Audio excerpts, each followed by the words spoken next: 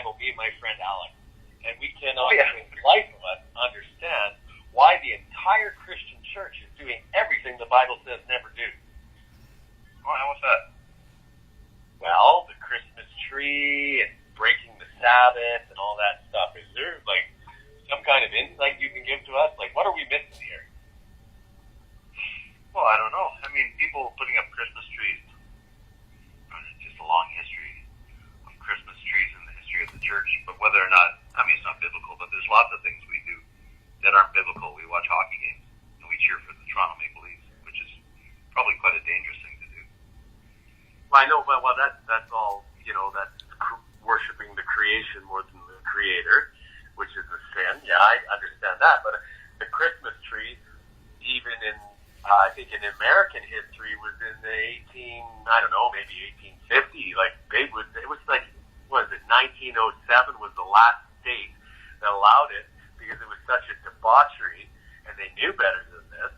And then all of a sudden, they start whitewashing it, and it's the sin that leads to death. According to even Romans 11, Paul says that if the Gentiles do the same thing that the northern kingdom of Israel did, that was the 10 tribes, that was like, Asher, Manasseh, Ephraim, and all those other guys, right? They got kicked out for worshiping the Asheroth pole. And then what Paul says, he warns the Gentiles, he says, don't you ever do this. Otherwise, how much sooner would God cut you out, because you guys are just pieces of garbage compared to the real Israelites. And if you go and do the same thing, after God sent his son to die for the sins of the world, which was the traditions of men, that's why Christ came, and he absolutely hated the Pharisees for teaching, for doctrine, the traditions of men. The Messiah was not a happy dude when it came to the religious leaders.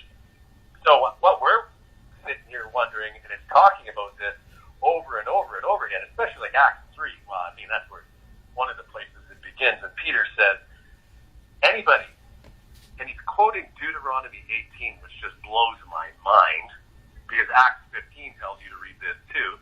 Learn what the Messiah, what did Moses say the Messiah was going to do? He's going to teach the 10 Commandments, no graven image, no other gods, don't use the Lord's name in vain. The Christmas Jesus guy is not even Messiah's name. His name is Yeshua, for crying out loud. They lied to us our whole entire life.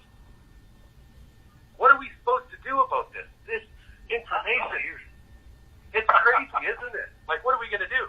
Because we got to save the people. Because all those pastors are going to go where the worm doesn't die and the fire is not quenched, because they broke the 10 Commandments and taught others to do so.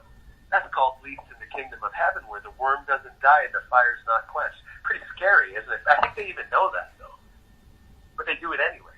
Because I think they get their pockets filled with money. They drive around with BMWs. They put cufflinks on their... They're doing everything that Christ even said, don't be like this.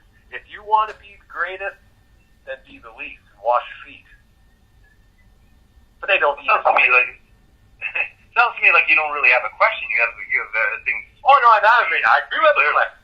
My question is, why are they so stupid to do everything the Bible says not to do? Why are they doing that? What do you think? Well, I'm sure you have your own answers to that. Because it sounds to me like you've thought this through and you have a pretty strong opinion. Oh, I haven't done. I was just talking about Acts 3. I haven't even got into math. Really, I haven't got into Matthew 5:19 or even 17, for crying out loud. Don't think that I came to abolish the law. I came to fulfill everything that the prophet said about me. What did the prophet say? Yeah. So which church are you part of? You're in Alberta, right? I'm in Alberta. Yep. My brother's in Massachusetts. Okay. Are you part of a church there? Well, what we would call ourselves is the lost sheep of the house of Israel. That's the prophecy of Ezekiel 4 and Leviticus 26. And they rise up in the last days, and they go and they preach against the wolves in the last days church. You know that part. But I know, But my question is so are you part of a community up there? Of course, I'm part of a community. Like you're part of a Christian community out there? Well, I wouldn't say Christian community, especially when it says, "Come out of her, my people." If you want to judge it on that, I have a guy that comes and Sabbath at my house, and then I preach online if you want me to, tell you the story. No, but you're not part of a community out there. Well, John, you'll prophesy again in front of many nations once again. What's he quoting? Ezekiel 2 and 3. What's that? Yeah, no, sorry, I know the scoffers and the mockers in the last days. Oh my goodness! Yeah. Why do you guys just walk right into it so easily? It's like it sounds to me like you're pretty much on your own out there. Oh no! It sounds to me like you're about to get destroyed. Well, yeah. Well, hey, you should have never lied. You should have never lied to the people. And now, if you can find some people out there, because you're in Alberta, find a good church, find a community, and you guys say and pray. I'm not telling you this, Alex. They always say the same thing. It's their my guess is that you don't get a lot of mileage with a lot of the churches out there. No, they're probably all. We don't warn because you are all apostate, and you know what the Bible says. Well, there you see, and that's the problem. I don't think me out in Coquitlam is going to help you very much. So, man, I hope you. I don't warn you. That's the thing. I don't warn you because you're going to listen to me. I warn you because you're not going to listen to me. Yeah. Okay. Well, you take care. I do take care. You see, they're all the